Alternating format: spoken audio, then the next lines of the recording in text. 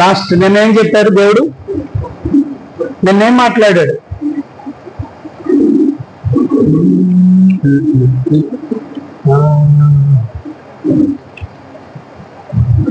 మేలు చేయక ఉండలేవయ్యా, ఆరాధించక నేను ఉండలేనయ్యా.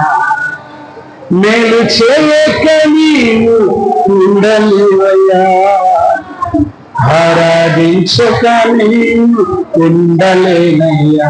యేసయ్యా యేసయ్యా యేసయ్యా యేసయ్యా యేసయ్యా యేసయ్యా యేసయ్యా యేసయ్యా. మేలు చేయక నీవు ఉండలేవయ్యా, ఆరాధించక నీవు ఉండలేవయ్యా.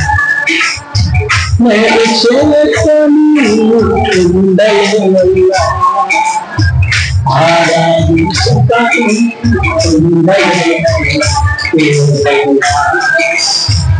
యేసయ్యా యేసయ్యా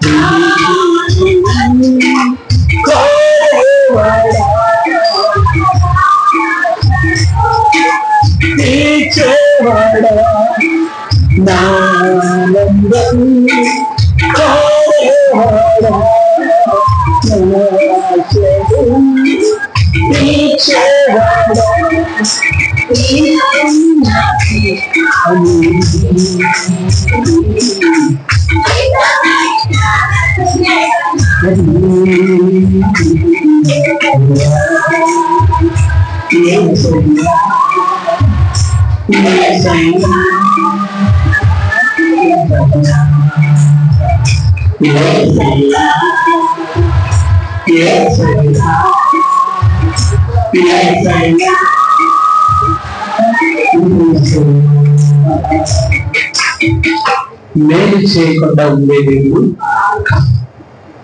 మన దేవుడు మనకు మేలు చేయడంలోని ఆనందిస్తున్నాడు. మన దేవుడు ఎలాంటి వాడు? మనకు మేలు చేయడంలోనే ఆనందిస్తున్నాడు. ఆయన ఉద్దేశం ఏంటంటే మనకు మేలు చేయాల, మనకి మేలు చేయాలి. ఎలాంటి మేలు అని చెప్పాడు? నిత్యమైన, 2 సమృద్ధమైన, 3 దాచిపెట్టిన మేలు. నిత్యము మేలు చేయాలని ఆశపడుతున్నాడు, సమృద్ధిగా మేలు చేయాలని ఆశపడుతున్నాడు. మన కొరకు ఏం చేశాడు? మేలు. ఆ దాచిపెట్టిన మేలు కావాలా? ఎంతమందికి కావాలి? దేవా నాకు కావాలి. నా కొరకు నువ్వు దాచిపెట్టిన మేలు. ఆ దాచిపెట్టిన మేలు మనం పొందుకోవాలంటే మనం కొన్ని పనులు చేయాలి. మొదటి పని ఏంటంటే చూద్దాం. యెహోవా యందు భయభక్తులు. చూడండి, కీర్తన గ్రంథం 31వ అధ్యాయం 19వ వచనం. నీ యందు భయభక్తులు గల వారి నిమిత్తం నీవు దాచించిన మేలు ఎంతో గొప్పది. ప్రార్థన చేస్తున్నాం. పరిశుద్ధుడా, ప్రేమ గల తండ్రి, కృపగల కింద జానగల మధ్యమ నీకు వందనాలు, స్తోత్రాలు. ఈ దినం నాతో మాకు అందరితో మాట్లాడి నడిపించి బలపరచన యేసయ్య పరిశుద్ధ నామమున అడిగి వేడుకొంచున్నాము తండ్రి. ఆమేన్, ఆమేన్, హల్లెలూయా, హల్లెలూయా. దేవుని యందు భయభక్తులు గల వారి పట్ల దేవుడు అట్లా దాచించాడు. ఎవరికి మేలు దాచించాడు? భయభక్తులు కలిగి జీవించాలి. నీకు మేలు కావాలంటే దేవుని యందు భయభక్తులు కలిగి జీవించాలి. నా కుటుంబానికి మేలు కావాలయ్యా, నా పిల్లలకు మేలు కావాలయ్యా, నాకు మేలు కావాలయ్యా, మేలుతో నేను నింపబడాలి ప్రభా. నీకు ఆశ ఉంటే నువ్వు దేవుని యందు భయభక్తులు కలిగి జీవించు. దేవుని యందు భయభక్తులు కలిగి ఉన్న వారికి దాచించిన మేలేంటో తెలుసా? మొదటి మేలేంటంటే జ్ఞానం. ఏంటి? జ్ఞానము దాచించున్నాడు. సామెతల గ్రంథం 9వ అధ్యాయం 10వ వచనంలో ఆ మాట రాయబడి ఉంటుంది. సామెతల గ్రంథం 9వ అధ్యాయం 10వ వచనం, యెహోవా యందు భయభక్తులు కలిగి ఉన్నవాడు ముందుకు. చూసారు, ఎవరైతే దేవుని యందు భయభక్తులు కలిగి ఉంటారో వాళ్ళకి దేవుడు జ్ఞానం దాచించున్నాడు. ఆ జ్ఞానం నీకుంటే నీ ఇల్లు నువ్వు కట్టుకుంటావు. సామెతలు 14:1 అంటాడు, జ్ఞానము గల స్త్రీ తన ఇల్లును కట్టుకుంటాడు. జ్ఞానము లేకే కుటుంబాలు ఏమవుతున్నాయి? నాశనం అవుతున్నాయి. జ్ఞానం లేకే జీవితాలు ఏమవుతున్నాయి? నాశనం అవుతున్నాయి. జ్ఞానం లేకే భార్యాభర్తలు ఏమైపోతున్నారు? విడిపోతున్నారు. జ్ఞానం లేకే పిల్లలు ఒక దగ్గర, తల్లులు ఒక దగ్గర, ఏంటి కుటుంబం ఒక దగ్గర చిందర వందరైపోతున్న కారణం ఏంటంటే కుటుంబాలు ఏం లేదు, జ్ఞానం లేదు. ఆ జ్ఞానం ఎవరు? యేసు ప్రభువు. క్రీస్తే జ్ఞానం. జ్ఞానం క్రీస్తే. ఈరోజు ఇంట్లో జ్ఞానం లేదు. జ్ఞానం ఒకటి, దానికి యాంటీ ఏంటి? అజ్ఞానం. జ్ఞానము కలిగి ఉండడమే దేవుని యందు భయభక్తులు కలిగి ఉండడం. దేవుని యందు భయభక్తులు కలిగి ఉన్న వాళ్ళకి దేవుడు ఏమి ఇస్తాడు? జ్ఞానం ఇస్తాడు. దేవుని యందు భయభక్తులు కలిగి ఉన్న యోబు తన పోగొట్టుకున్న దాన్ని 2 అధికంగా దేవుడు ఇచ్చాడు. యోబు గురించి మీరు ఇంటికి వెళ్ళి ఒకసారి చదివితే 1:8 అంటాడు, ఆయన దేవుని యందు భయభక్తులు కలిగి ఉన్నాడు. దేవుని యందు భయభక్తులు కలిగి ఉంటే నువ్వెన్ని పోగొట్టుకున్నావు? 24లో, 25లో ఏప్రిల్ నెల వరకు ఎన్ని పోగొట్టుకున్నావు? వాటికన్నా అధికమైన దేవుని ఇస్తాడు. ఈ ఉపవాస ప్రార్థన ద్వారా అధికమైన దేవుని దేవుని కలగజేయమన్నాడు. అధికంగా నీ కుటుంబానికి దేవుడు దీవించబోతున్నాడు. అధికమైన ఆశీర్వాదాలకు దేవుడు నింపబోతున్నాడు. అధికమైన తృప్తి దేవుడికి ఇవ్వబోతున్నాడు. అన్ని నీ ఇంట్లో కొరత లేకుండా అధికంగా దేవుడు అనుగ్రహిస్తాడు. దేవుని యందు భయభక్తులు కలిగి, దేవుని యందు భయభక్తులు కలిగి ఉన్నడికి అధికం. ఎన్ని పోగొట్టుకున్నానని బాధపడుతున్నావు? ఏది పోగొట్టుకున్నానని బాధపడుతున్నావు? ఏది కోల్పోయినని బాధపడుతున్నావు? అది ఇంత ఆనందాన్ని నేను ఎలా పోగొట్టుకున్నానని నువ్వు బాధపడుతున్నావేమో. నువ్వు నిజంగా భయభక్తులు కలిగి ఉంటే తల్లి, నువ్వు నిజంగా నీ హృదయం అని పలక మీద రాసుకో. నీ హృదయం మీద రాసుకో. నీ జీవితం మీద రాసుకో. నీవెన్ని పోయాయని రాసుకున్నావో అటన్నిటికంటే అధికంగా నా దేవుడు 52 రోజుల్లో ఇవ్వబోతున్నాడు. నువ్వెన్ని పోయాయని రాసుకున్నావో, ఇవి లేవని ఎన్ని ప్రార్థన అవసరం నువ్వు రాసుకున్నావు.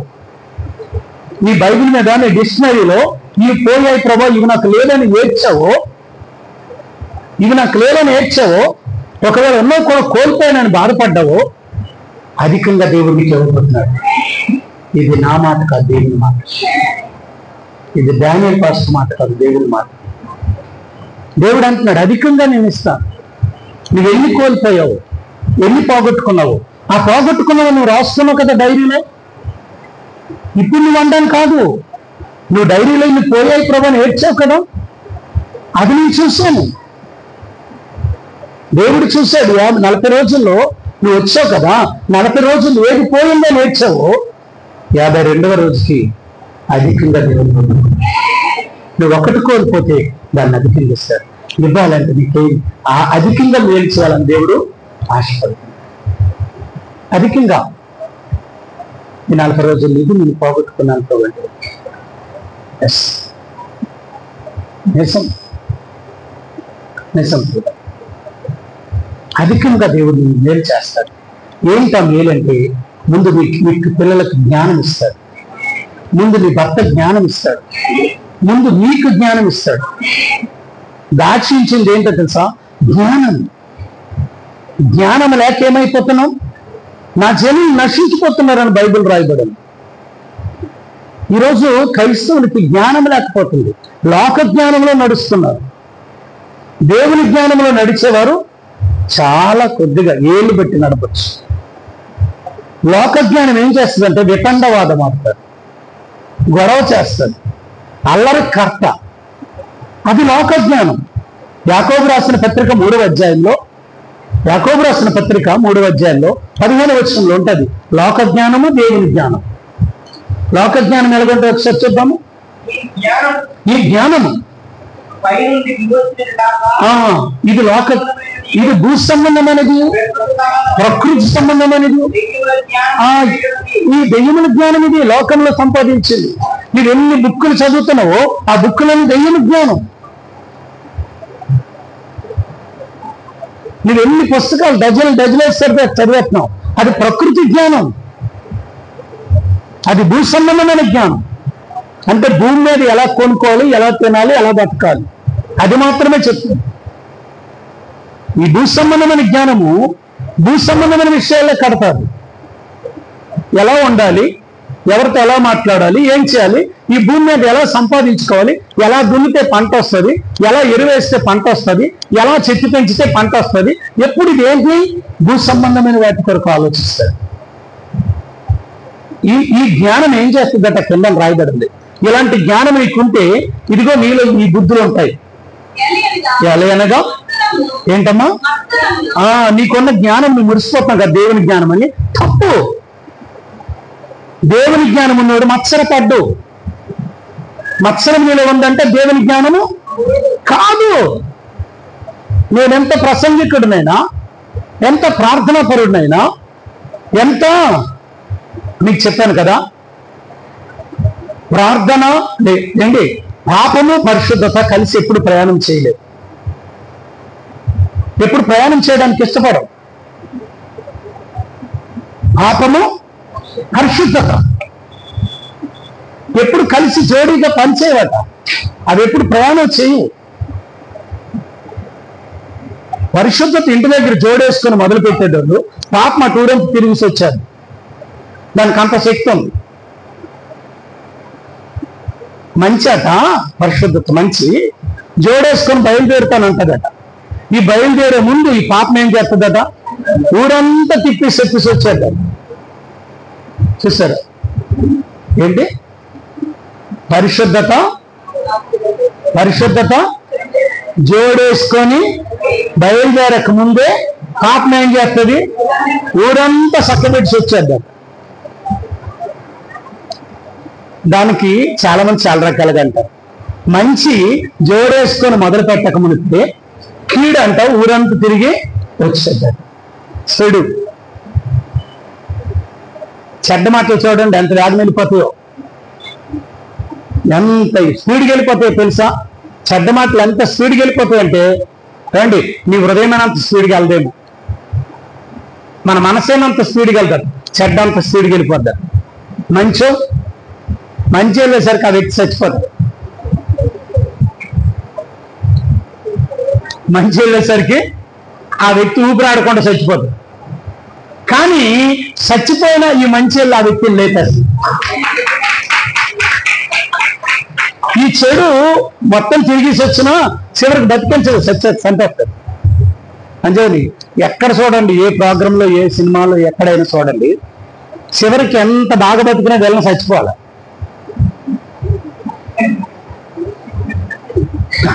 ఎంత బాగా బతికినా, 4-10 కార్లు వేసుకెళ్ళినా, ఎంత బంగారం పెట్టుకొని, ఎంత ఇది పెట్టుకొని అన్నా ఆడు వెళ్ళనే. హీరో ఎంత పేదవాడైనా చివరికి ఆడు పెద్దోడే. చచ్చిపోయిన వాడు కూడా ఏమైపోతాడు, బతికేస్తాడు. అదే సినిమా తిరగేయండి ఏంటి, మనిషి. సినిమా తిరగేస్తే ఏంటి, మనిషి. మన మనిషే సినిమా. సినిమా మనిషి, సినిమా మనిషి ఏంటి, మనిషినే సినిమా. హీరో ఎవరు, యేసుప్రభు. విలన్ ఎవరు, నువ్వా? నిజం చెప్పండి నువ్వా?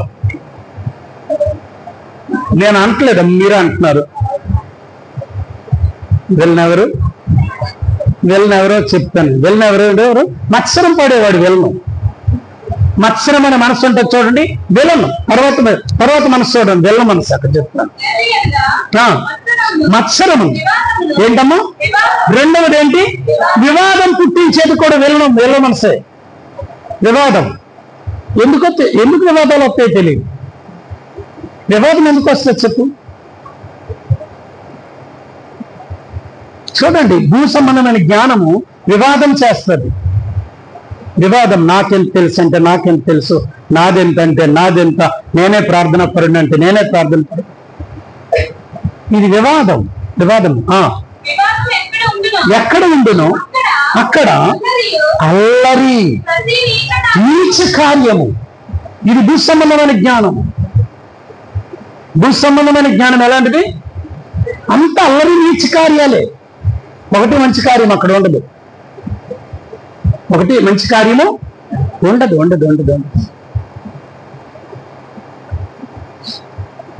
రాజుగారు వస్త్రాలు తోలుబొమ్మలు తొడిగారు. ఆ రాజు అనుకోవడమే తప్పగానే రాజు కాడు. వస్త్రాలు తొడిగాడు. ప్రతి నీచ కార్యము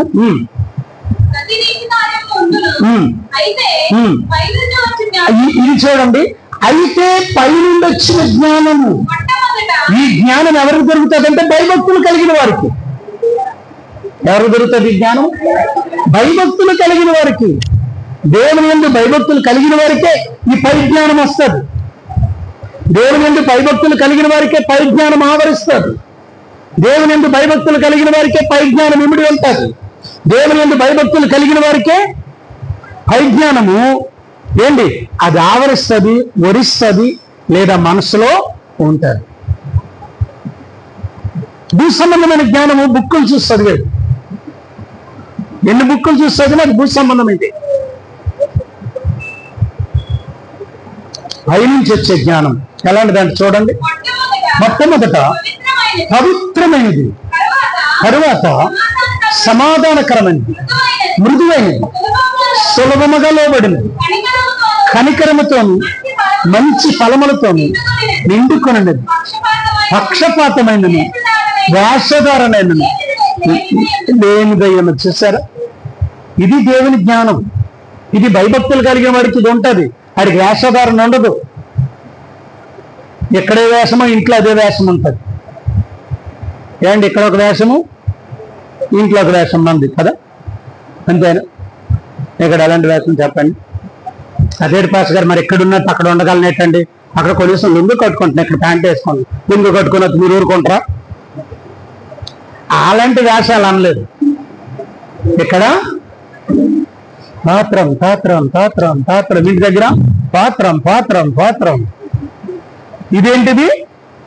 వేషధారణ. ఇది దేవుని జ్ఞానము కాదు. తెలిసిపోతారు దేవుని జ్ఞానం ఎవరికొందో, ఏంటి లోక జ్ఞానం ఎవరికొందో. లోక జ్ఞానంతో టాలెంట్గా అన్ని సమాధానం చెప్పగలం, అన్ని మొత్తం అందరికీ కూర్చోబెట్టి మాట్లాడేయగలరు లోక జ్ఞానం. కానీ పరిశుద్ధమైన జ్ఞానం అలా కాదు. అందరినీ కూర్చోబెట్టి మాట్లాడడం కంటే ఎంతమందితో మాట్లాడుతుందో అంతమందిని పరలోకానికి తీసుకెళ్తారు. దేవుని జ్ఞానము పరలోకానికి నడిపిస్తుంది, లోక జ్ఞానము భూ సంబంధానికి నడిపిస్తుంది. అంతేగానే యెహోవా యందు భయభక్తులు కలిగిన వాడికి దొరికే మేలోటి జ్ఞానం దొరుకుతుంది. మొట్టమొదటి దేవుని యందు నువ్వు భయభక్తులు కలిగి ఉంటే నీకు జ్ఞానం దొరుకుతుంది. మొదటగా ఎన్నైతే పోగొట్టుకున్నావో అధికంగా ఇస్తాడు. రెండవది జ్ఞానం దొరుకుతుంది. మూడవది దేవుని యందు భయభక్తులు కలిగి ఉంటే, దేవుని యందు భయభక్తులు కలిగి ఉంటే, మీకు మొన్న చెప్తున్నాను, కొర్నేలు దేవుని యందు భయభక్తులు కలిగి ఉన్నాడు. ఏం జరిగింది? దేవుని దూత ఇంటికి వచ్చేసి దేవుని యందు భయభక్తులు కలిగి ఉంటే ఏంటి ఇంకొక గొప్ప ఆశీర్వాదం ఏంటో దాచి ఉంచింది. దేవుని యందు నువ్వు భయభక్తులు కలిగి ఉంటే దేవుడే నీలోకి వచ్చి నివాసం చేస్తాడు. దేవుడే నీలోకి వచ్చి నివాసం చేస్తాడు. నీలో ఆయన నివాసం చేసేస్తాడు. నువ్వు భయభక్తులు కలిగి ఉంటే, దేవుని యందు భయభక్తులు కలిగి ఉంటే నీలో జీవిస్తున్నది నువ్వు కాదు, నీలో పరిశుద్ధాత్మ దేవుడు జీవిస్తాడు. అపోస్తలుడైన పౌలు అదే అంటున్నాడు, జీవిస్తున్నది నేను కాదు, నాలో క్రీస్తు చేసే. నువ్వు దేవుని యందు భయభక్తులు కలిగి ఉంటే చెల్లి, తల్లి, అక్క, తమ్ముడు, నిజంగా నువ్వు దేవుని యందు భయభక్తులు కలిగి ఉంటే జీవిస్తున్నది నువ్వు కాదు, నీలో క్రీస్తే జీవిస్తాడు, నీలో యేసయ్య జీవిస్తాడు. మనం యేసయ్య నాలో జీవిస్తున్నాడు అనడానికి రుజువు ఏంటండి? దేవుడు జీవిస్తున్నాడా, దెయ్యం జీవిస్తుందా అని రుజువు. దెయ్యం జీవిస్తున్న దానికి రుజువు, దానికి ఆపోజిటే దేవుడు జీవిస్తున్నాడు అంటారు. ఒక రెండు విషయాలు చెప్తాను. దెయ్యం మనలో ఉందా, దేవుడు ఉన్నాడా రుజువు మీకు. మొట్టమొదటి రుజువు ఏంటో తెలుసా ఏంటి? దేవుడు ఉన్నాడు, దెయ్యం ఉన్నాడు. రుజువు చూద్దామా? మీరు అందరూ మనస్ఫూర్తిగా మీరు ఒప్పుకోవాలి. నేను నా దగ్గర ఒప్పుకోమని చెప్పట్లేదు, మీ మనస్సాక్షి ఒప్పుకోండి. నాలో దెయ్యం ఉందో దేవుడు ఉందో నీకు నువ్వే చెప్పుకోవాలి. నేను రెండు క్వాలిటీలు చెప్తాను, మీరు చూసుకోవాలి. మొదటి క్వాలిటీ,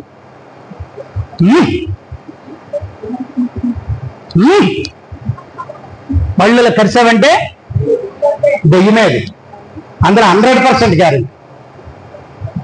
ఇప్పుడు ఎవరిలో లేదో మీరు మీరే నిర్ణయించుకోవాలి. నేను చెప్పను మీలో దెయ్యం ఉందమ్మని చెప్తే మళ్ళీ ఆ పాస్ గారు చూసాడు నాకే దెయ్యం ఉందన్న.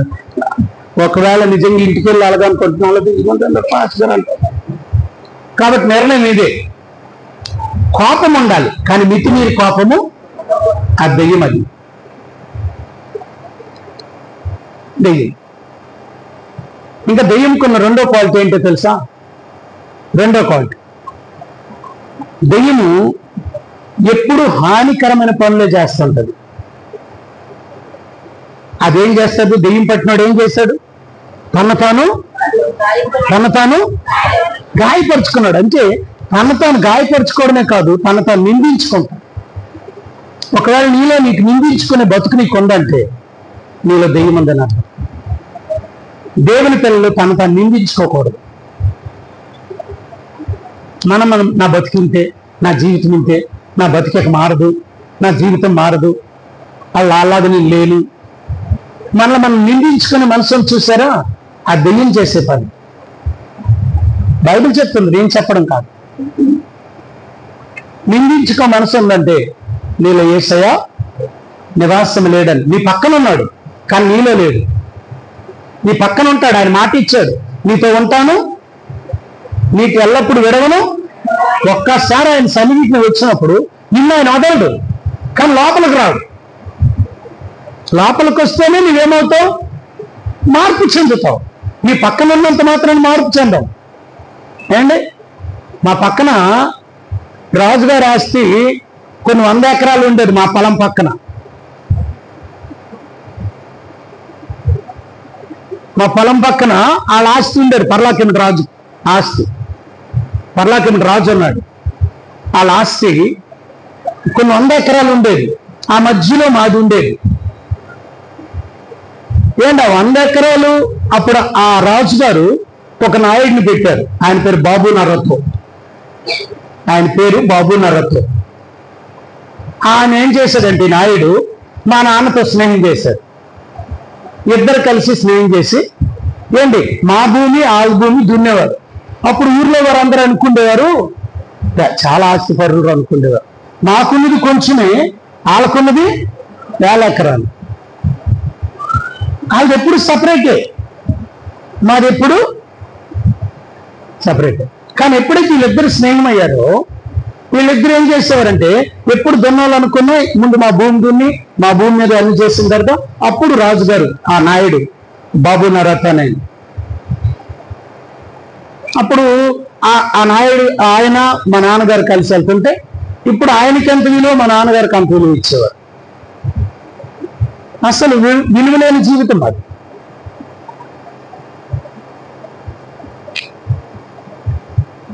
ఎప్పుడైతే ఒకసారి నా చిన్నప్పుడు ఒక సంఘటన జరిగింది. అప్పుడు ఈ సిపిఎం వాళ్ళు వచ్చి మా నాన్నని అందులో ముద్దాయిగా చేశారు.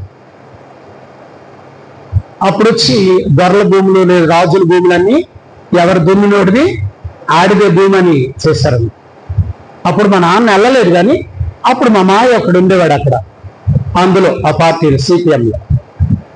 అప్పుడు మా మాయని బట్టి మా నాన్నను కూడా ఆ సిపిఎం లీడర్గా ముద్రించి, నేను అప్పటి నుండి ఏమైపోయింది తెలుసా, ఆ పక్కనే ఉన్నారు కానీ అప్పుడులాగా అందులో నీరు ఇందులోకి వదిలేవారు కాదు. చూసారు, పక్కనే ఉండేవారు కానీ అప్పుడు కలిసి ఉన్నాం కాబట్టి ఏమొచ్చేది, అందులో నీరు ఇందులోకి వచ్చేది, ఇందులో నీరు అందులోకి వెళ్ళేది. ఏంటి, ఈ పంట మేము కోసుకుంటారు, మా పంట మాకు కోసుకుంటారు, అందరు కలిసి కుప్పలు వేసుకుంటేవారు, అందరు కలిసి విస్తారమైనటువంటి పంటలు పండేవి. ఎప్పుడైతే ఇది జరిగిందో రాజుగారు ఏమైతారు, సపరేట్ అవుతారు.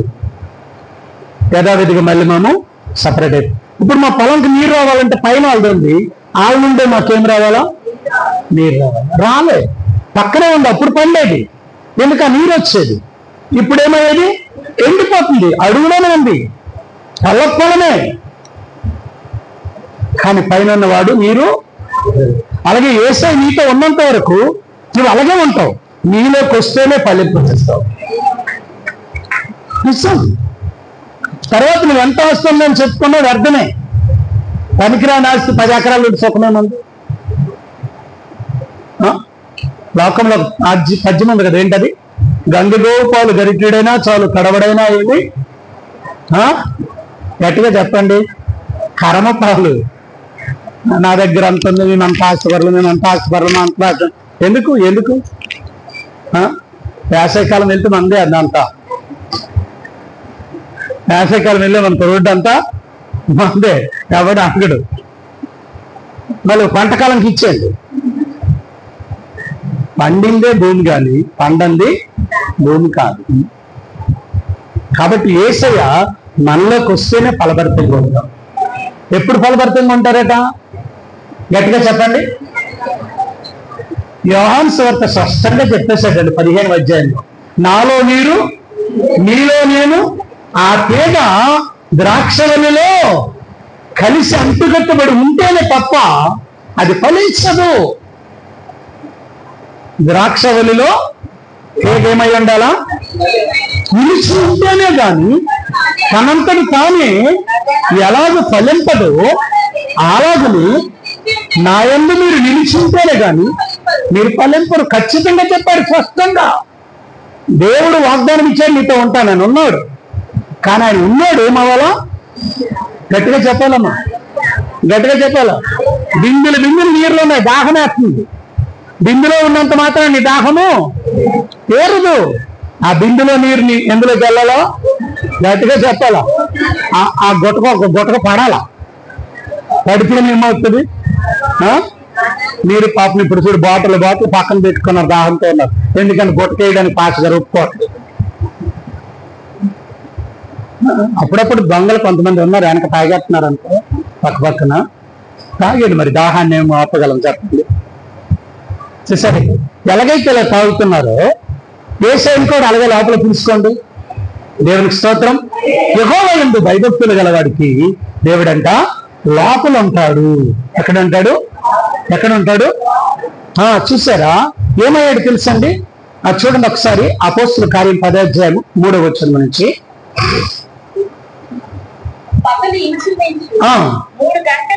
3 గంటల వేళ దేవుని దూత ఎవరి వద్దకు వచ్చింది, కొర్నేలు. ఎలాంటి వాడు, భయభక్తులు కలిగిన వాడు. భయభక్తులు కలిగిన వాడి ఇంటికి దేవుడు వచ్చి కొర్నేలుతో మాట్లాడింది, స్వరం వినబడింది. ఏంటి, దేవుని యందు భయభక్తులు గలవాడు దేవుని స్వరం వింటాడు ఎప్పుడు. నువ్వు దేవుని భయభక్తులు కలిగి ఉన్నావో లేదో తెలుసుకో. క్రైస్తవుడు అయ్యావు మంచిదే, కానీ దేవుని స్వరం ఎప్పుడైనా వింటున్నావా? ఎంతసేపు ఇంటోరు స్వరం వినేసరికి వాళ్ళ మాటలు వినడానికే నాకు సమయం సాల్తలేదండి, ఇంకా దేవుడి స్వరం ఒకట.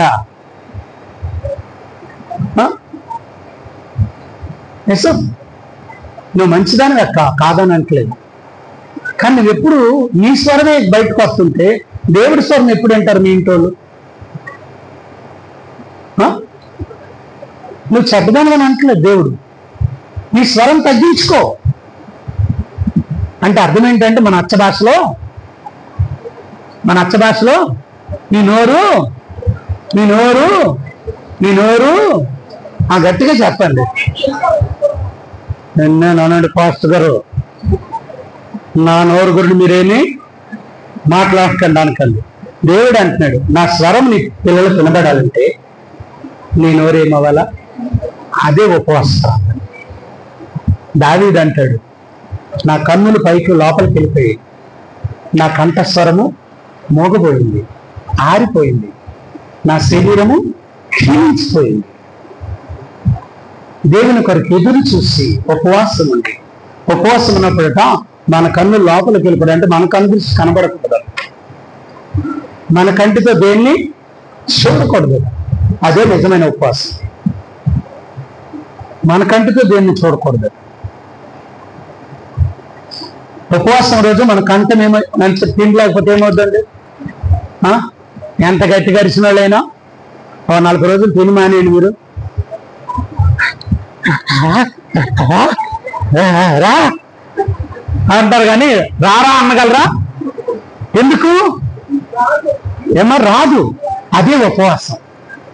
ఉపవాసం నిజమైన ఉపవాసం ఏంటంటే కొన్ని రోజులు తిండి మానేసావనుకో గట్టిగా కేకలేసి నీ కేకలు రావు. అప్పుడు నీ కేకలు రావు, కానీ లోపల ఉన్న పరిశుద్ధాత్మ దేవుని కేకలు, లోపల ఉన్న పరిశుద్ధాత్మ దేవుడు మాట్లాడుతూ ఉంటాడు. ఆయన కేక ఎలాగుంటుందో తెలుసా? మైకి లేకపోయినా 100 కనబడిపోతుంది.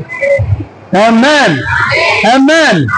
మైకి లేకపోయినా ఆ మాటలు ఎంత మాటలో తెలుసా? స్పష్టమైనవి, మృదువైనవి. పరిశుద్ధాత్మ దేవుని నోటి మాటలు ఎలాంటివి? స్పష్టంగా ఉంటాయి, మృదువుగా ఉంటాయి, జీవితాలని మార్చేస్తాయి, బండలను బద్దలు కొడతాయి. పాపాత్ములు కన్నీరు కార్చి గుండెలు బాదుకొని ఏడుస్తారు. అది పరిశుద్ధాత్మ స్వరూపం. ఆయన మనలోకి రావాలి. దేవుని నుండి భయభక్తులు కలిగిన వాడికి యేసయ్య లోపలికి వస్తాడు. ఆ ఇంటి నుండి దేవుని స్వరం వినబడుతుంది. కొర్నేలి అని పిలుచుట దర్శనము. Praise the Lord. దేవుని నుండి భయభక్తులు ఉన్నవాడికి 3వ వరం ఏంటో తెలుసా? దేవుని దర్శనం కనబడుతుంది. ఎప్పుడు చూస్తున్నా ఏ దర్శనం? గట్టిగా గట్టిగా. మనకైతే అలా తన్నినట్టు, పొడిచినట్టు, పారిపోతున్నట్టు, ఈడు చేసి నన్ను గోతులు పెట్టినట్టు ఈ దర్శనాలే మనకు ఎక్కువ. కారణం ఏంటి? దేవుడు కనబడినప్పుడు అది ఉండదు. పరిశుద్ధాత్మ నీలో ఉన్నప్పుడు ఎవరైనా చంపేసినట్టు వచ్చినా నీకు మరి వ్యక్తించేసినట్టు కనబడతాం. ఇది దేవుని దర్శనం. దేవుని దర్శనాలు ఎలాగుంటాయంటే, నువ్వు ఎండిపోయిన ఎముకలు కూడా ఏమైతే అక్కడ గట్టిగా చెప్పాలా? గొప్ప సైన్యంగా లేచాయి. అక్కడ ఫస్ట్ ఎలా కనబడ్డే? ఎండిపోయాయి. తర్వాత సేవకుని పంపించిన తర్వాత వాక్కొండలోకి వెళ్ళిన తర్వాత దేవుని మాట ఆ లోయలోకి వెళ్ళిన తర్వాత ఆ ఎముకల్లోకి వెళ్ళిన తర్వాత ఆ ఎముకలు ఏమయ్యాయి? అది మన దర్శనం. ఫస్ట్ నేను ఎవరైనా ఎంటబెట్టి ఉండొచ్చు, కానీ వెంటనే మధ్యలోకి వస్తాడు. ఎవరో తెలుసా? పరిశుద్ధాత్మ దేవుడు ఒక ఆదరణ కడుతుంటాడు. ఎవడరా నా బిడ్డను ఎంటబెట్టడానికి అని నాదుకుంటాడు. అది దర్శనం. దేవుని నుండి భయభక్తులు గలవాడికి వచ్చే దర్శనాలు వేరు, దెయ్యాలతో నడిచేవారి దర్శనాలు ఎప్పుడు నిజం దర్శనం. 1 నీలోకి వస్తాడు, 2 స్వరం వినబడుతుంది, 3 దర్శనం కనబడుతుంది, 4 చదువుదాం. అతడు దూత వైపు తేరి చూచి ఏమయ్యాడు? ప్రభువా ఏమని అడిగాను. అందుకు దూత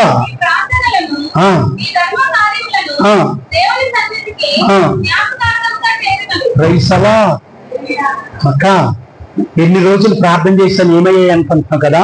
నీ ప్రార్థన దేవుడి దగ్గరికి వెళ్ళింది. నీ ప్రార్థన దేవుడి దగ్గరికి వెళ్ళింది.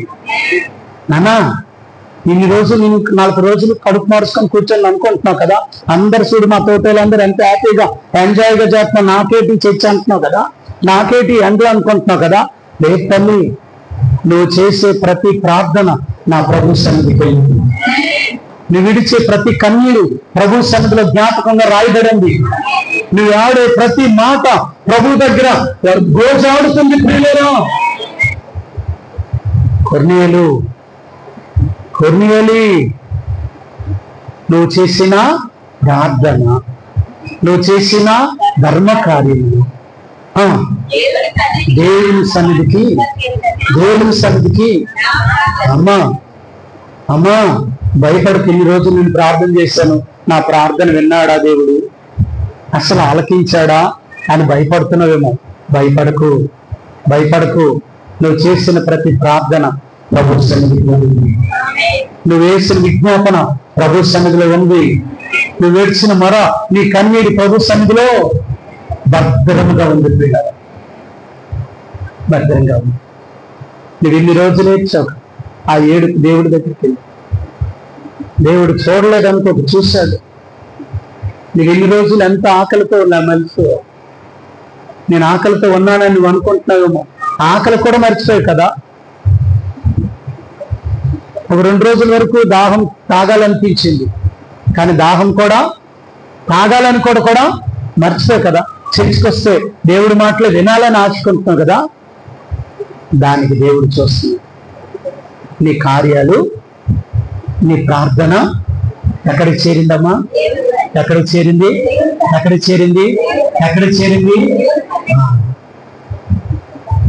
ఇప్పుడు చేరి ఇక్కడ ఏం జరుగుతుంది?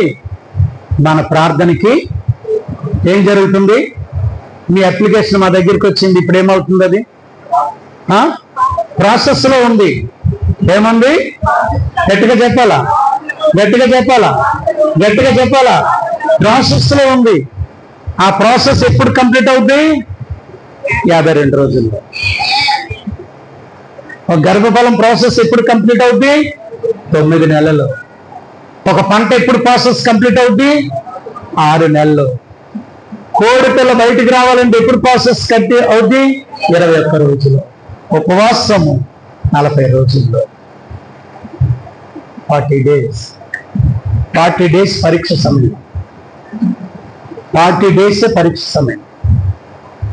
52 రోజుల్లో నెహమ్యా పడిపోయిన గోడల్ని కట్టాడు. పడిపోయిన కుటుంబాలను కట్టాడు. పడిపోయిన బ్రతుకులు కట్టడానికి 52 రోజులు. 40 రోజులు అనేది పరీక్ష కాలం. లెంట్ డేస్ పరీక్ష కాలం. 40 దినాలు పరీక్ష కాలం. 40 దినములు మోషే చేశాడు. 40 దినములు యేసు ప్రభువు చేశారు. 40 దినములు ఇశ్రాయేలు ప్రజలు ఏడ్చారు. ఏంటి? 40 దినములు పగలు రాత్రి వర్షము ప్రచండంగా కురిచింది. బైబిల్లో 40 కొరకు చాలా హిస్టరీ ఉంటుంది. 52 దినములు మనల్ని కట్టాడు దేవుడు. మధ్యలో మనం ఏమైపోయాం? పడిపోయాము. దేవుడికి వ్యతిరేకమై పడిపోయాం. మనం ముందున్న వాళ్ళమే. పునాదులు ఉన్నాయి, గోడ ఏమైపోయింది? పడిపోయింది. పునాది రక్షణ ఉంది, కానీ గోడలు ఏమైపోయాయి? పడిపోయి. ఆ తిరిగి గోడలు కట్టడానికి 52 రోజులు ఎందుకయ్యా మీరు చేస్తారని ఎవరైనా అడిగితే, మేము పునాదులుగా ఉందండి మా రక్షణ, కానీ మధ్యలో దేవునికి వ్యతిరేకమై ప్రార్థన లేక, వాక్యం లేక, ఆ సహవాసానికి అల్లా పాస్టర్ గారి దగ్గరికి పరిగెత్తి మా గోడలు మేమేం చేసుకున్నాం? పడగొట్టుకున్నాం. తిరిగి మరలా యెరూషలేము గోడలు ఎవరు పడగొట్టారమ్మా? బాగా కట్టారు. కట్టినప్పుడు నెబుకద్నెజరు ఏం చేశాడు? పడగొట్టేశాడు. మరలా ఎవరు రావాలా? ఎవరు కట్టారు? యూదులు. వాళ్ళే మళ్ళీ తిరిగి వచ్చి కట్టాలి. నేను మళ్ళీ గోడలు మనం కట్టుకోవాలి. నీ ద్వారా పడిపోయిన గోడలు నువ్వే మళ్ళా కట్టాలి. ఆ 52 రోజుల ఉపవాసం ఉంది. నీ జీవితాన్ని నువ్వు కట్టుకో. కొర్నేలి, నీ ప్రార్థన, నీ ధర్మ కార్యములు దేవుని సన్నిధికి చేరాయి, జ్ఞాపకం చేసుకుంటున్నాడు. మొదటి రోజు ఏం ప్రార్థన చేసావో దేవుడు జ్ఞాపకం చేసుకుంటున్నాడు. నీ జ్ఞాపకం ఉందా? నీకు లేదు. తెలుసా? నీకు లేదు. ఈ 40 రోజుల్లో మొదటి రోజు ఏం చేసావు జ్ఞాపకం ఉందా? ఏమండి, మీకు ఛాలెంజ్. ఈ 40 రోజుల్లో మొదటి రోజు ఏం మాట్లాడాడు దేవుడు, నీకు జ్ఞాపకం ఉందా?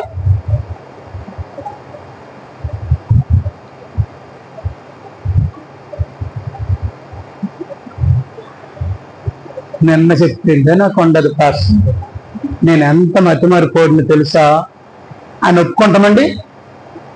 అబ్బాయి ఒప్పుకో, మీరే బాగా చెప్పలేదు.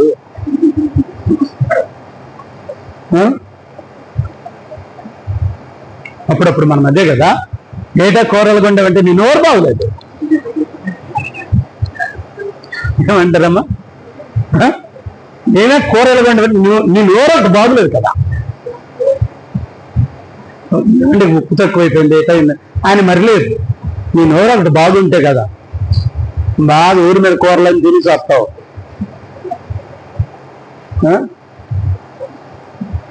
40 రోజులు ఏం చెప్పారంటే మీరు బాగా చెప్తే కదా మా జ్ఞాపకం ఉండడానికి కదా. నిజమే తల్లి.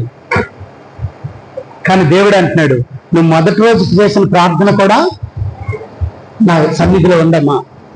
నువ్వు మర్చిపోయావు కానీ నేను మర్చిపోను. అది ఎప్పుడు ఇవ్వాలో ఆ రోజు నువ్వు టిక్ పెడతావు. అంచేతనే ప్రతిరోజు నీకు డైరీలో రాసుకోమంటున్నాను. రోజు వచ్చినప్పుడు ప్రతిరోజు ఏ ప్రార్థనకు వస్తున్నావో ఆ ప్రార్థన రాసుకో. ఆ రోజు దేవుడు ఏం మాట్లాడుతున్నాడు అది రాసుకో. అది ఒకవేళ ఈ 40 రోజుల్లో తీరిపోయింది అనుకో, ఆ రోజు చేసుకో. మొదటి రోజు నేను చేసిన ప్రార్థన దేవుడు కార్యం చేశాడు అని డేట్ వేసి రాసుకో. అది నీ సాక్ష్యం. ఇది ఎందుకు ప్రత్యేకంగా చెప్తుంటానంటే ప్రతిరోజు నీకు అలవాటు ఉండాలి. ఏది అడిగావో నీకు ఎలా తెలుస్తుంది? ఏ రోజు అడిగావో ఏమండి, ఏ రోజు అడిగావో ఎలా తెలుస్తుంది? ఒకవేళ నీకు దేవుడు ఈ రోజు అన్నాడు అనుకో, సపోజ్ నీకు అన్నాను, అమ్మా నువ్వు 15వ రోజు అడిగావు కదా, ఆ ప్రార్థన ఈ రోజు కార్యం చేశానంటారు. ఏటి అడిగానంటావు? ఆడపిల్లని అడిగానా మగపిల్లని అడిగానా? లేకపోతే ఆడపిల్ల మగపిల్ల కాక అడిగానా? నువ్వు మొదటి రోజు ఏదో అడుగుంటావు, 15 రోజు ఏదో అడుగుంటావు, కానీ ఏం చేస్తావు? నువ్వు అడిగి నడుస్తావు. కానీ దేవుడు అడుగుతాడట ఒకరోజు, దేవుడికి ఖచ్చితంగా అడుగుతాడండి. అమ్మ నువ్వు చేసి ఆ రోజు ప్రార్థన చేసావు కదా, అది నేను విన్నాను, ఆ కార్యం చేయడానికి వచ్చాను. దానియేలు ప్రార్థన చేశాడట, మర్చిపోయాడు. 4 రోజులు అయిపోయింది. ఎన్ని రోజులు? గట్టిగా చెప్పాలి, 30 రోజులు. మన భాషలో 30 రోజులు అయిపోయింది, ప్రార్థన సమాధానము రాలేదు. దానియేలు అనుకుంటున్నాడట, ఏంటి ఇంకా ప్రార్థన సమాధానం రాలేదు, దేవుడు నా ప్రార్థన ఆలకించలేదేమో, ఒకవేళ నా ప్రార్థన దేవునికి ఇష్టం లేదేమో అని లోపల మనలాగా అనుకుంటున్నాడు. అనుకునే సమయంలో దేవదూత వచ్చి ప్రత్యక్షమైంది. దేవదూత వచ్చి అంటదా, దానియేలు నువ్వు దేవుని దృష్టికి బహుప్రియుడివయ్యా. బహుప్రియుడైతే ఎందుకయ్యా నాకు లేట్ అయింది? ఎవరు పిచ్చోడానికి తెలియదు, కానీ నువ్వు ప్రార్థన చేసిన మొదటి రోజే సమాధానం వచ్చేసింది. ఎప్పుడు వచ్చింది? ప్రార్థన చేసిన అంటే అర్థం ఏంటో తెలుసా? ఏ రోజు ప్రార్థన చేస్తున్నావు ఆ రోజే సమాధానం వచ్చేస్తుంది, దేవుడు పంపించాడు. కానీ అది నీ దగ్గరికి రాకపోవడానికి కారణం ఏంటో తెలుసా? పాస్టల్ డిలే అవ్వాలా, లేకపోతే నీ ఇంటికి నువ్వు తాళమైనా వేసుకొని వెళ్ళిపోతూ ఉండాలి. ఈ రెండిట్లో డిలే. ఒకటి ఎవరు? పాస్టల్ డిలే. రెండోది మన ఇంటికి ఏం చేస్తాం? తాళాలు వేసుకొని ఇప్పుడు వచ్చేస్తున్నాం ఆ ప్రేయర్కి. ఈ మధ్యన పోస్ట్ మ్యాన్ అయితే ఏమవుతుంది అని చెప్పి రేపటి నుండి రాను పాస్టర్ గారు, రేపటి నుండి రాను. మీరు అన్నారు కదా తలుపుకొనే కూర్చోండి, దొంగలు వచ్చేస్తారమ్మా. రైట్. కాబట్టి ఏం చేయాలా? ఇది ప్రార్థన చూసారా? దానియేలు అడుగుతున్నప్పుడు దేవుడు చెప్తున్నాడు, దానియేలు నువ్వు బహుప్రియుడు గనుక నేను నీ యొద్దకు పంపబడితే ఏమయ్యాడట?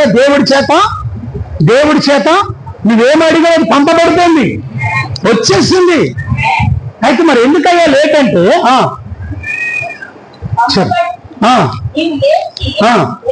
నిలబడి నేను నీతో చెప్పు మాటలు తెలుసుకున్నాను.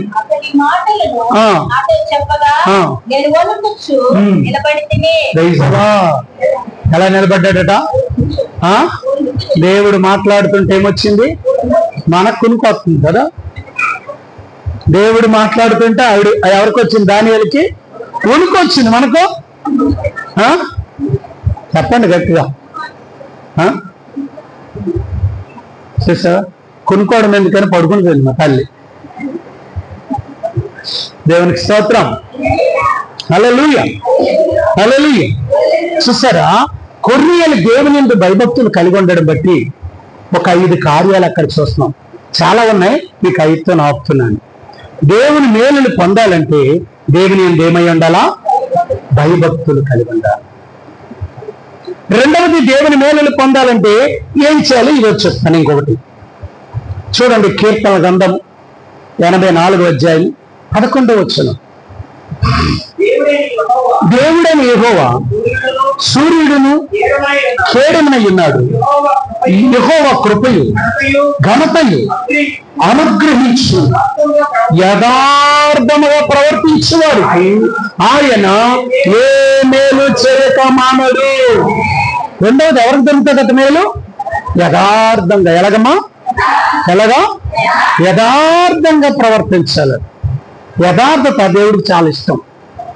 యథార్థంగా ప్రవర్తించేవాడు దేవుని ముఖదర్శనం చూస్తాడని కీర్తనలో రాయబడింది.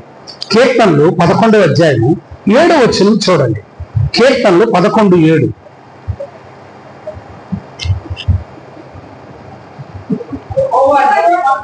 యెహోవా నీతిమంతుడు, ఆయన నీతిని ప్రేమించేవాడు, యథార్థవంతుడు, ఆయన ముఖ దర్శనము.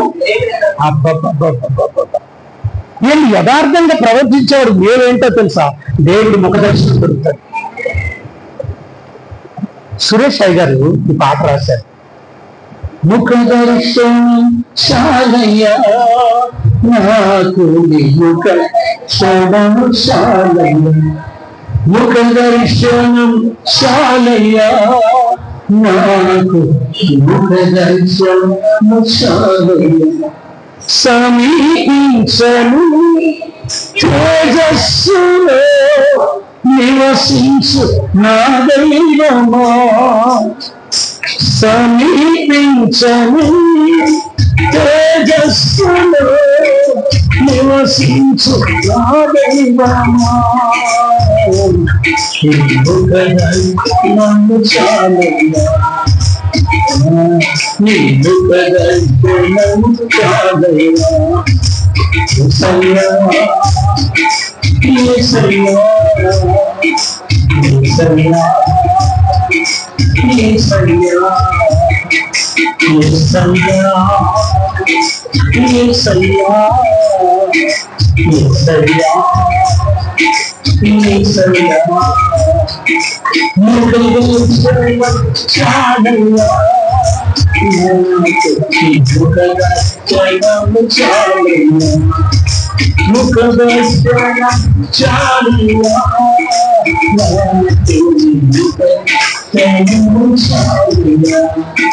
హల్లెలూయా. ముఖ దర్శనం. రామగుండము సురేష్ అయ్య గారు మంచి దైవ సేవకుడు. ఏసన్న గారు ఇద్దరు కలిసి స్నేహంతో పరిచర్య చేసిన వారు. రామగుండం సురేష్ అయ్య గారు అని మీరు యూట్యూబ్లో కొడితే చనిపోయారు. ప్రభువును నిద్రించి సురేష్ అయ్య గారు ఆయన రాశారు ఈ పాట. ఆయన ప్రసంగంలో బయట విషయాలు ఏటి ఉండవు, దేవుని వాక్యమే ఉంటాయి. ఎగ్జాంపుల్ చెప్పాలన్నా దేవుని వాక్యమే. ఇంకా నాలాగా కూర నార తెచ్చి అందులో పెట్టడం, అంత ఆత్మీయ ప్రసంగమే. ఆత్మ ఎలా అభివృద్ధి చెందాలి, పరలోకం ఎలా వెళ్ళాలి, ఎలా ఉండగలగాలి అని చెప్తాడన్నమాట సురేష్ అయ్య గారు. సురేష్ గారు అంటే బోల్డ్ వస్తాయి. రామగుండం సురేష్ అయ్య గారు మీరు ఒకవేళ ఎప్పుడైనా చూడాలి. అలాంటివి ఎందుకు చూస్తారులే కానీ మీరంతా ఏది అవతల్ని ఎదిరించే బాధలు చూస్తారు తప్ప. రైట్. ఆయన రాశారు. దేవునికి స్తోత్రం. హల్లెలూయా. యథార్థంగా ప్రవర్తించేవాడికి ఏంటమ్మా మేలు. ఏం మేలంట? ఆయన ముఖ దర్శనం, ఆయన దర్శనం, ఆయన సన్నిధిలో. అక్కడ ఆ చరణం కూడా అదే రాశారు. అన్నపానములు మరచి నీతో గడుపుట పరలోక.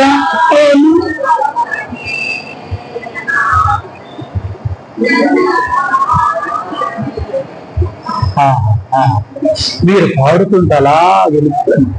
నిజంగా పరలోకం వెళ్ళిపోవాలంటే నిజంగా ఏమండి? నిజంగా నిజంగా నా జన్మ ధన్యం. పూర్వం మీలాంటి పిల్లలు నాకు పుట్టడం, నేను చేసుకున్న పుణ్యం.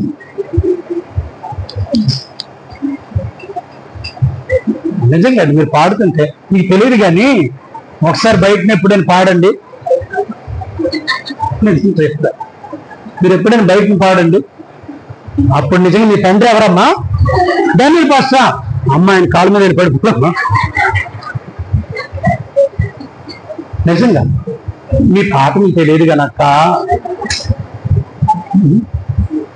పాడండి ఒకసారి. అన్నపానము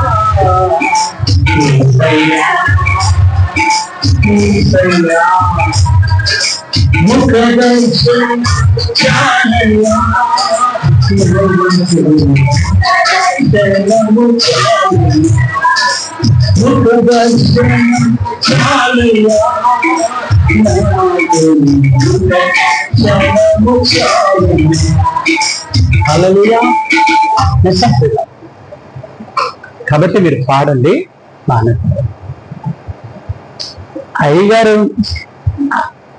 అయ్యగారు యూట్యూబ్ ప్రోగ్రామ్ ఆన్ చేస్తారో లేదో డాక్టర్, మన ప్రోగ్రామే ఆన్ చేస్తారా? ఏమండి? ఎంతమంది సెలవులు, ఎవరి సెలలో? అందరు సెలలో చూస్తున్నారు మన ప్రోగ్రాం. ఏంటి మన చర్చ్ ప్రోగ్రాంకి మీరు ఏంటి అదే సబ్బు ఖైద్ కొట్టారా? దొంగలే కదా మీరంతా. ఏంటి నా చర్చికి వచ్చి వాకింగ్ విని మీరు ఎంత మంచి దొంగలంటే రోజు అంటున్నాం కదా పాస్టర్ గారు, మళ్ళీ అక్కడ సర్ప్రైజ్ ఒకటి. ఇక్కడ చర్చిలోనే ఈ తలనొప్పి తప్పదు, బయట కూడా ఉన్నా అని అంటారా? దయచేసి మీరు అందరూ ఏం చేయండి, లైక్ చేయండి. అది సబ్స్క్రైబ్ ఓకేనా? ఖచ్చితంగా ఏం చేయండి, అదే మీ మాట చేయండి. ముందే చెప్పాను కదా నాకు అది రాదని, నాకు కొన్ని పదాలు రావు అని చెప్పిన ఇంగ్లీష్ ఎక్కువ మాట్లాడు. మా పిల్లలు కూడా అంటే డాడీ ఎన్నిసార్లు చెప్తారో, మాట రానివాడికి దేవుడు మాటలు ఇచ్చాడు. అప్పుడు ఏడుస్తుంటాను, ప్రభా ఈ చిన్న మాటే పలకలేకపోతున్నాను. ఏం చెప్తాను అంటే, నువ్వు వెళ్ళు, నీ నోటికి నువ్వు బోరగా ఉంటే ఆ సమయంలో ఏది మాట్లాడాలో అది మాట్లాడతాను. చెప్పిన పిల్లరా, ఈరోజు సంఘంలో మీరు మీ పక్కోళ్ళకి, మీ పిల్లలకి, మీ ఇంట్లో ఎన్ని సెలవులు ఉన్నాయో అన్ని సెలవుల్లో కూడా Jesus Holy Spirit fire ministry కొట్టి ఏం చేయండి. మీకు సెలవులు ఉన్నాయా? ఉన్నాయా? మీకు లేవా? ఉన్నాయా? కొట్టారా? ఈరోజు కొట్టండి. దెబ్బలేదనుకో మీ అమ్మ నాన్నకి. దేవునికి స్తోత్రం. హల్లెలూయా. రెండవదిగా దేవుని మేలును పొందాలంటే ఏమండాలో? యథార్థత. ఏమండాలో? యథార్థంగా ఉన్నవాడు దేవుని ముఖ దర్శనాన్ని చూస్తాడు. దేవుని ముఖదర్శనం చూస్తాడు. దేవుని ముఖదర్శనం చూస్తాడు. యథార్థంగా అంచేతనే యోబు కూడా యథార్థవంతుడే బ్రతికాడు. యోబు కూడా యథార్థవంతుడే బ్రతికినప్పుడు ఏం జరిగిందో తెలుసా? ఆ యథార్థత కుళ్ళిపోయిన శరీరాన్ని మరల మామూలుగా స్వస్థపరిచింది. యథార్థంగా నువ్వు బ్రతికితే అంటే శరీరం కుళ్ళిపోయిన యథార్థత వదలలేదు. శరీరం కుళ్ళిపోయింది, ఆస్తిపోయింది పర్లేదు, పిల్లలు పోయారు పర్లేదు, చివరికి తన శరీరమే కుళ్ళిపోయినా యోబు ఏం చేయలేదు, యథార్థత వదలలేదు. అది దేవుడు చూశాడు. చూసిన దేవుడు ఏం చేశాడు తెలుసా? పసిపిల్ల దేహం వలె మార్చేశాడు. యథార్థత నీ జీవితంలో స్వస్థత కలుగజేస్తాడు. యథార్థంగా ప్రవర్తించేవాడికి చీకట్లో వెలుగు పడుతుంది. ఒకవేళ చీకట్లో నీ జీవితం నడుస్తుందా, యథార్థంగా నువ్వు ప్రవర్తిస్తే నీ చీకట్లో వెలుగుగా దేవుడు దీవిస్తాడు. యథార్థంగా జీవించు. ఉన్నన్ని రోజులు యథార్థంగా బ్రతుకు, ఉన్నన్ని రోజులు యథార్థంగా మాట్లాడు. నేను యథార్థంగా మాట్లాడుతానని ఎవరికి పాడదు పాస్ట్ గారు. ఓ గొప్ప యథార్థత. మన యథార్థత ఎలాంటిది? గట్టిగా చెప్పాలి. ఒకదానిలో యథార్థత, ఒకదానిలో అలా కాదు, అన్నింటిలో యథార్థత. యథార్థత అనేది దేవుడి దగ్గర నువ్వు ఉండాలి ఖచ్చితంగా. మనుషుల దగ్గర మనం చెప్పడం కాదు యథార్థత, మనుషులు మన గురించి చెప్పాలి. మా బ్రదర్ చెప్పింది యథార్థత. ఆయన ఎప్పుడు యథార్థంగానే ప్రవర్తిస్తాడు. యథార్థంగా ప్రవర్తించేవాడు ఏమవుతాడో తెలుసా? కీర్తన గ్రంథం 15వ అధ్యాయం చూడండి. కీర్తన గ్రంథం 15వ అధ్యాయం మొదటి వచనంలో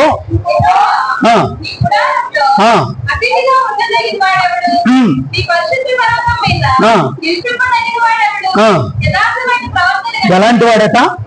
యథార్థమైన ప్రవర్తన కలిగిన వాడు దేవుడితో నివసిస్తాడట. దేవుడి మందిరంలో, పరిశుద్ధ మందిరంలో ఉంటాడట. దేవుడి యొక్క అతిథిగా ఉంటాడట అండి. ఎంత గొప్ప మాటలు రాశాడు దావీదు చూడండి. దావీదు ఎంత గొప్ప మాటలు రాశాడో. యథార్థంగా ప్రవర్తించేవాడు ఎక్కడ ఉంటాడట? దేవునితో, ఆయన ఇంటిలో, ఆయన ఆలయంలో ఒక స్తంభముగా, ఆయన ఆలయంలో ఒక బిడ్డగా, ఆయన ఆలయంలో పరిచారకుడుగా, ఆయన ఆలయంలో ఒక వెలిగించే లైటుగా, ఆయన ఆలయంలో కనీసం వేయబడిన కుర్చీగాన. ఇవన్నీ ఏమండి దేవుడు సృష్టించిన యథార్థమైనటువంటివి. అని చెప్పిన ఈరోజు మందిరంలో కుర్చీలు వేయబడి ఉన్నాయి. చాలా కుర్చీలు తయారు చేశారు, కానీ కొన్ని కుర్చీలు బార్ల షాప్కి, బీర్ల షాపులకి, ఆ షాపులకి వెళ్ళాయి. కానీ ఈ కుర్చీలకి ఎంత ధన్యత వచ్చిందండి? మందిరంలో కూర్చున్న ధన్యత వచ్చింది. తెలుసా పిల్ల? ఒకరోజు కాకినాడ మీటింగ్కి వెళ్ళాను. పాస్టర్స్ 350 మంది పాస్టర్లు వచ్చారు. మీటింగ్ అయిపోయింది. మీటింగ్ అయిపోయిన తర్వాత నాకు అది బాప్టిస్ట్ సంఘం కాబట్టి పెద్దలు దాన్ని నడిపిస్తారు. ఆ పెద్దలు ఏం చేశారంటే నన్ను భోజనానికి తీసుకెళ్లారు. ఒక హాల్కి తీసుకెళ్లారు. అక్కడ భోజనం చేస్తూ చాలా మంది పెద్దలు కూర్చొని మాట్లాడుతున్నారు. అయ్యగారు ఎంత బాగా చెప్పారండి వాక్యం, ఇలా బతికితే బతకాలండి అని ఒక ఆయన అన్నాడు. మీరు మాట్లాడుతుంటే ఎన్ని గంటలైనా టైం సరిపోలేదండి, ఇంకా కొద్ది నిమిషాలు ఉంటే బాగున్నాను చెప్తుంది అన్నాడు ఒక ఆయన అన్నాడు. అయ్యగారు మాటలు ఎలాగొన్నాయి తెలుసా అన్నాడు. ఇలా మాట్లాడుతూ అందులో అందరూ ఒకలాగా ఉంటారు కదా, ఉంటారా మీరు? అందరూ ఒకలాగా ఉంటారు కదా, ఉన్నారా? అందరూ ఒకలాగా ఉన్నారా? చూడండి పోయిన ఒకసారి నా ముక్కులాగా మీ ముక్కు ఉందా? లేదు కదా. చూడండి అది ఎంత అందంగా ఉంది, మీరు అందంగా ఉన్నా అన్నా లేదు. చూడండి ఇంటికి వెళ్ళి చూసుకుంటారు. ఇప్పుడు అవును పాస్టర్ గారు అందంగా ఉందా అది అనుకుంటారు. రైట్. అందులో ఒక ఆయన అన్నాడు, ఈరోజు అయ్యగారు ఎన్ని కోళ్ళు ఏడుస్తున్నాయి అయ్యగారు, ఈ 300 మంది పాస్టర్లు వచ్చి తట్ట నదిలేస్తుంటే పాప మా కోళ్ళు ఎన్ని ఏడిసేయండి అన్నాడు ఆయన. అక్కడ ఉన్న సేవకులందరూ అంటున్నారు, నిజమైన పాస్టర్ గారు, ఈ క్రైస్తవులు వచ్చేసాలు కోళ్ళు పరిగెడుతుంటాయి, మా ప్రాణాలు కాపాడుకోవాలని అంటే. అప్పుడు నేను అన్నాను, అలా కాదు అయ్యగారు, ఆ కోళ్ళు ఇప్పుడు పరిగెట్టి వచ్చేయి పారిపోలేదు. ఎందుకో తెలుసా? నేను ఎంత ధన్యురాలను, ఒక తాగుబోతే నోట్లోకి వెళ్ళకుండా సేవకుడి నోట్లోకి ఆహారం అవుతుందని ఎంత ధన్యురాలు. ఒక తాగుబోతే నోట్లోకి వెళ్ళలేదు నేను ఎవరి నోట్లోకి, ఒక సేవకుడు ఆకలి తీర్చడానికి దేవుడు నాకు ఈ లోకంలో ఏర్పాటు చేశాడంటే, ఒక సేవకుడు కడుపు నింపుతున్నానంటే దేవుడు ఆజ్ఞ అని చెప్పిన కోళ్ళు పరిగెట్టి వస్తాయండి సేవకులకు అన్నాను. అవునయ్య గారు, నిజమేనయ్య గారు, ఆయన మాటకి నిజమే అన్నారు. ఇప్పుడు ఈయన మాటకి మరి క్రైస్తవులకి ఏది నిజం? యథార్థత ఏది ఎక్కడుంది? యథార్థత ఎక్కడుంది? నిజం నిజం చర్చిలో ప్రతిదీ ఉందంటే ఇదంతా అదృష్టం చేసుకోండి, ఇదంతా అదృష్టం చేసుకోండి. ఆ రోజు యేసుప్రభు వెళ్తుంటట గాడి మీద, ఏంటి వేసుకున్న కాస్ట్లీ చీరలు ఏం చేశారట? పరిచేశారట. ఆ చీరలు తెచ్చి వాళ్ళు మూల పెట్టుకొని రోజు దాని ముఖం చూసుకుంటేవారు. ఇప్పుడు కూడా చాలా మంది తెలుసా, మీకు తెలుసండి? తెలుసా? ఆర్సీఎంలో ఈ సంవత్సరం కాల్సిన మట్టలు బూడి చేసుకుంటారు. ఆ బూడి చేసుకొని బస్సు బుధవారం నాడు ఏం చేస్తారు తెలుసా? ఈ సంవత్సరం కాల్సిన మట్టలన్నీ ఆ బూడి నుంచి బస్సు బుధవారం అందరికి బొట్లు పెడతారు. బొట్లు పెట్టి మట్టలు సిలువలు చేసి చేతికి ఎత్తారు. ప్రతిరోజు వెళ్ళినప్పుడు ఏం చేయాలా? ఈ మట్ట తీసుకెళ్ళాలా, మళ్ళీ మూల తెచ్చి పెట్టాలి. తెలుసా మీకు? తెలియదా? అన్ని చేతని. అంటే దేవుడి సన్నిధులు ఏదన్నా అది విలువైందని గమనిస్తారు పిల్లలు. నిజం, అది అదృష్టం. ఎంత అదృష్టం చేసుకోకపోతే ఆ ఊరి మీద తిరిగే మట్ట మూలకొచ్చి దేవుడిలాగా ఉందంటే అది ఎంత అదృష్టం అండి. దాన్ని మొదటి రోజు గమనిస్తావా? రెండో రోజు ఏం చేస్తావు? మనమే ఉన్నామండి అయ్యండి. ఆ మట్ల ఆదివారం రోజు ఇలా పట్టుకొని తిరుగుతాం. అక్కడ రాగానే ఆ శివరిని అక్కడ ఆ కాలువలోనే పాడేస్తాం. చేశారు?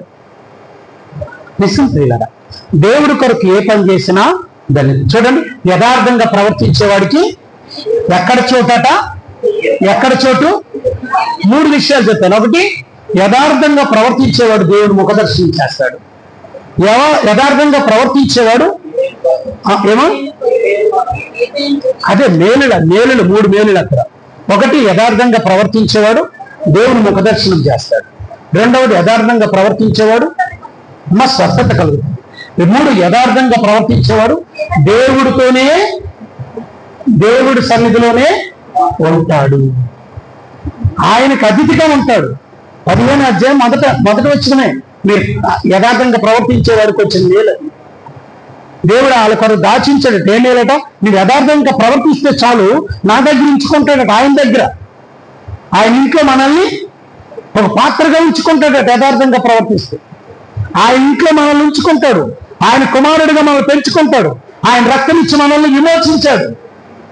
ఏంటి అన్నిటికంటే గొప్పది అంటే తెలుసా? నువ్వు యథార్థంగా ప్రవర్తిస్తే ఈ లోకాన్ని జయిస్తావు. అప్పుడు ఆయన పక్కన కూర్చి నీకు కూడా సింహాసనం వేస్తాడు. నిజం, యథార్థంగా ప్రవర్తించావు. సరే, రైట్ కదా. మిగతా ఎవరికి మేలు దొరుకుతాయో రేపు వచ్చే రోజు చూసుకుందాం. రేపు మిగతా చూసుకుందాం. ఇప్పుడు యథార్థంగా ప్రవర్తించేవారికి, దేవుని యందు భయభక్తులు కలిగి ఉండే వారికి మేలు ఇస్తాడు. రెండవది, యథార్థంగా ప్రవర్తించేవారికి దేవుడు భయభక్తులు కలిగే వారికి వచ్చే మేలులు చెప్పండి. మొదట జ్ఞానము, రెండవది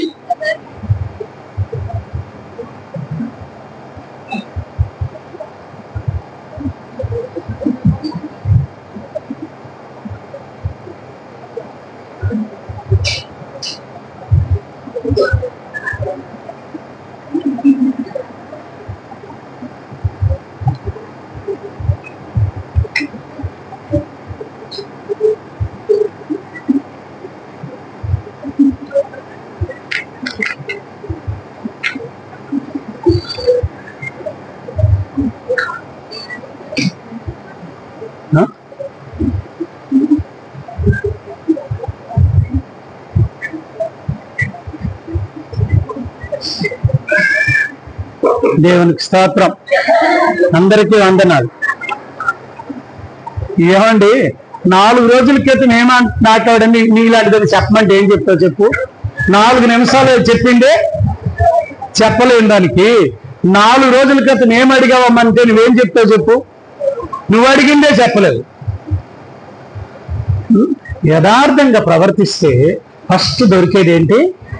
ఏమేలు లేదు. మొదటిది జ్ఞానము, రెండవది దేవుని నీ ఇంటికి వస్తాడు, నీ ఇంటికి వస్తాడు. మూడవది గట్టిగా ఆయన స్వరం వింటాడు, దేవుడు మాట్లాడుతూ ఉంటాడు నీ ఇంట్లో. మూడవది దర్శనం కనబడుతుంది. నాలుగవది నీ ప్రార్థనలన్నీ అక్కడ సఫలం చేసి తిరిగి నీ దగ్గరికి వస్తాయి. ఎంత గొప్పదో. రెండవది యథార్థంగా ప్రవర్తిస్తే,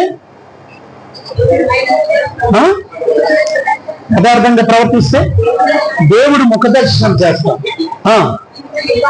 స్వస్థత కలుగుతుంది. మూడవది ఆయన ఎక్కడుంటాడో అక్కడే మనల్ని ఉంచుతాడు. ఆయన పరలోకంలో ఉంటాడు, అక్కడే మనం ఉంటాం. ఆయన భూమి మీద ఉన్నప్పుడు అక్కడే ఉంటాం. ఆయన వెళ్ళిన దగ్గరికల్లా మనం వెళ్తాం.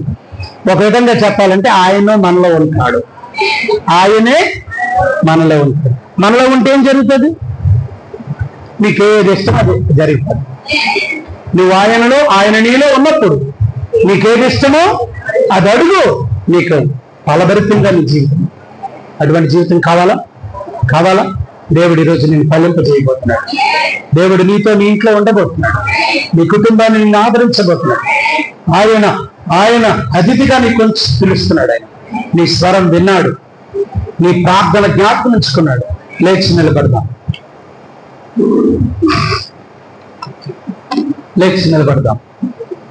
చివరి ప్రార్థన చేసుకున్నాం. మన మధ్యన పాస్టర్ గారు ఉన్నారు, శ్రీకాకుళంలో పరిచయం చేస్తున్నారు థామస్ పాస్టర్ గారు.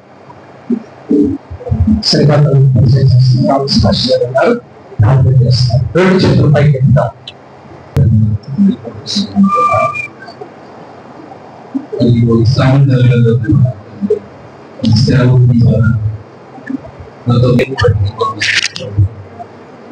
ప్రభావి సంఘం కొరకు మా కొరకు ఏదైతే నేను వచ్చిన ప్రతి ఏళ్ళు పెట్టించుకోవాలి. ఎంతమంది ప్రతి వాగ్దానం, ప్రతి మాట దినాలు నెరవేర్చుకోవాలి. వారికి కావలసిన ప్రతి అనుగ్రహించి వేదన చెందిన దేశం మీద మబ్బు నిలబడలేదు. మరి ఏదైతే వేదన చెందిస్తున్నారో ఆ మబ్బు నిలబడుతున్నారు. ఏ విషయంలో వేదన చెందుతున్నారు, ఏ విషయంలో కాస్తున్నారు, ఆ విషయంలో కార్యం జరిగించారు. నిరంతర మహిమగణత ప్రభావాలు పొందుతుంది. యేసునామములో అడుగుచున్నాను. మన పరమ తండ్రి దేవుని దీవెన, కుమారుడైన యేసుక్రీస్తు కృప, పరిశుద్ధాత్మ దేవుని యొక్క అన్యోన్య సహవాసం, సమాధానం ఎప్పుడు ఎల్లప్పుడూ కూడి వచ్చున్నాను. ప్రత్యేకంగా ఈ దినం ఆరాధనలో పాల్గొనబోతు సదాకాలంతో నడిపించుంటారు. ఆమె అందరికీ వందన.